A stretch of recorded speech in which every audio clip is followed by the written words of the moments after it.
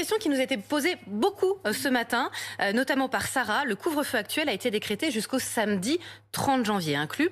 Que fait-on dimanche? Serons-nous toujours soumis à ce couvre-feu à 18h? Non mais c'est vrai que sur le site du gouvernement, on vous explique que le couvre-feu avancé à 18h pour tout le pays, c'était depuis le samedi 16 janvier pour une durée minimum de 15 jours. Donc ça ne va pas s'arrêter.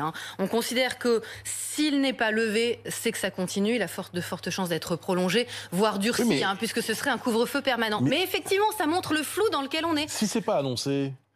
dimanche, ça va être annoncé, ça marche dans l'autre sens s'il n'est pas levé, puisqu'il y a cette histoire de durée minimum. S'il n'est pas levé, c'est que ça continue. Ne donnez pas de fausse joie. La tendance, elle n'est pas du tout à l'assouplissement, vous l'aurez compris. Mais c'est intéressant. Le confinement, est-ce qu'il est très serré, est-ce qu'il est hybride? Qu'est-ce que ça veut dire? École ouverte, fermée, commerce ou pas? On attend ce week-end peut-être une prise de parole du chef de l'État, on le disait dimanche. Question aussi sur la Belgique. Oui, c'est Alice qui nous demande si on peut partir en Belgique ce samedi pour un mariage et revenir en France dimanche. Alors ça, c'est catégoriquement non, c'est plus possible. La Belgique a fermé ses frontières depuis mercredi. Le pays n'accepte plus les touristes. Tous les voyages non essentiels, y compris pour les Belges, ça marche dans les deux sens, sont interdits au moins jusqu'au 1er mars.